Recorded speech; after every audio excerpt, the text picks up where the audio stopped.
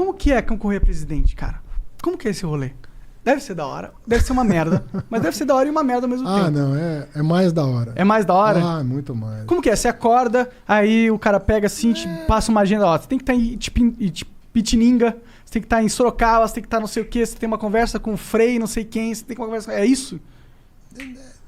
Não, na verdade, tudo que você pode imaginar acontece num dia, né? Você tem que fazer um comício, você vai dar entrevista, você vai gravar no estúdio, você vai conversar com lideranças, você vai falar em público, acontece tudo. A rotina de uma campanha, durante pelo menos 90 dias, 120 dias, você dorme 4 horas. Porra! E tu gosta horas. disso? Não dá tempo, cara. Não dá tempo até porque a tua cabeça não te deixa dormir. Uhum. Ah, mó loucura, né? O que tá falando? Ah, essa estatística daqui... Você tem que estar informado de tudo que está acontecendo no país. Você não sabe a pergunta que o repórter vai te fazer. Sim. Então, e outra, você tem que conhecer... A não ser que você seja um candidato como o Bolsonaro que fala isso, aí você fala com o Guedes, que eu não sei. Imagina, eu jamais conseguiria dar uma resposta dessa. Não. Mas também é injusto esperar que você saiba de todos os fatores da política do país, né? Mas quando você quer ser presidente da República... Saber um pouquinho mais que a maioria, né? Você tem que...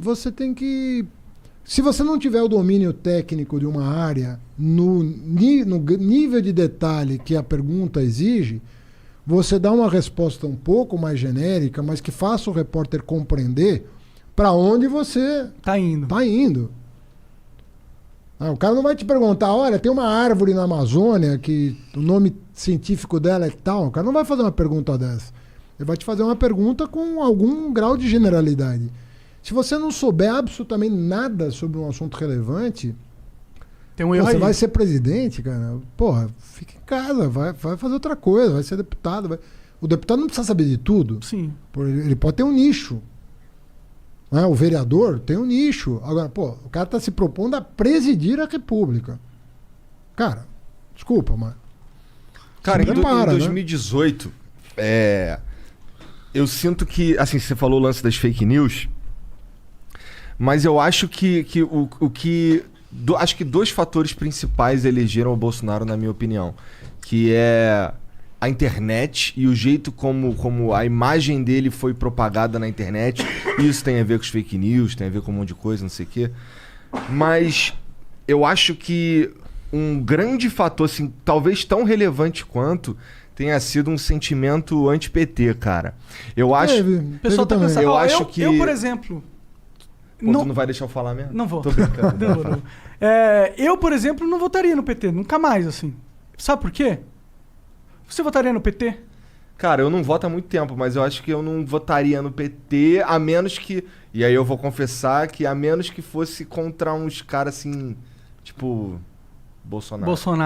Você votaria no Lula versus Bolsonaro? Mas, por exemplo, em 18 você votou no Bolsonaro. Eu não votei. Ah, você não votou? No segundo turno eu votei no Bolsonaro. Então. Sabe uma coisa que me incomodou muito de você nas eleições?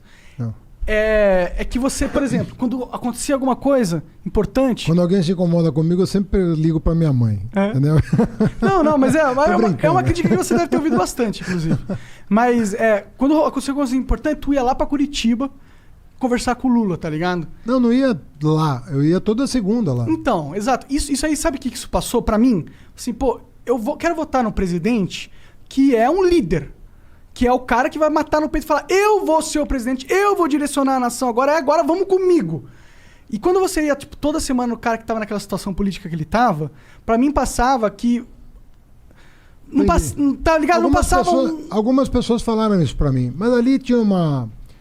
Eu entendo você falar isso, porque eu ouvi de muita gente. Mas eu tinha uma... Primeiro que a minha relação com o Lula é muito antiga. Segundo que o drama que o Lula estava vivendo, você não pode calcular, cara. Porque o Lula queria ser candidato. Ele lutou... a ONU chegou a se manifestar... O Papa? A favor da candidatura dele, dizendo, não dá para ser assim. Então aquilo foi um drama pessoal. E eu imaginava que, se eu não fosse solidário ali, sabe? Se eu parecesse não ser solidário na dor que ele estava sentindo... E na dor que todos nós estávamos sentindo, mas nunca comparável a dele, né? Porque quem estava preso lá era ele. Perdeu a mulher, perdeu Puta, olha, meu, o cara Irmão, foi um... O sobrinho dele morreu também. Morreu o neto? Neto. É, o O neto. neto. O irmão. O que eu quero dizer pra você é o seguinte, não é uma situação que vai se repetir, né? É uma situação que acontece uma vez na história de um país. Não vai acontecer de novo uma coisa tão Lula ser preso de dramática novo, será que como é aquilo. possível? Hã? Ele ser preso novamente?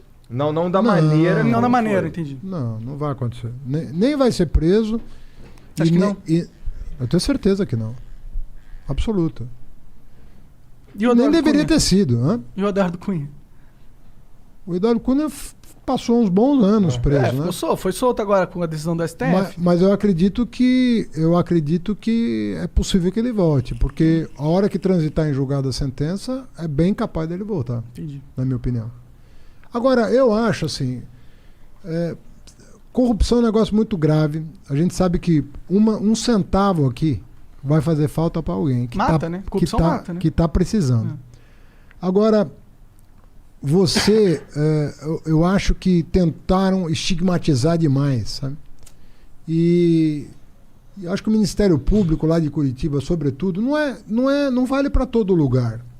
Mas acabou se perdendo numa ambição política, sabe? Acabou vendo ali uma oportunidade de projeção política pro Moro, pro Dallagnol. Acho que cresceu o olho ali, sabe?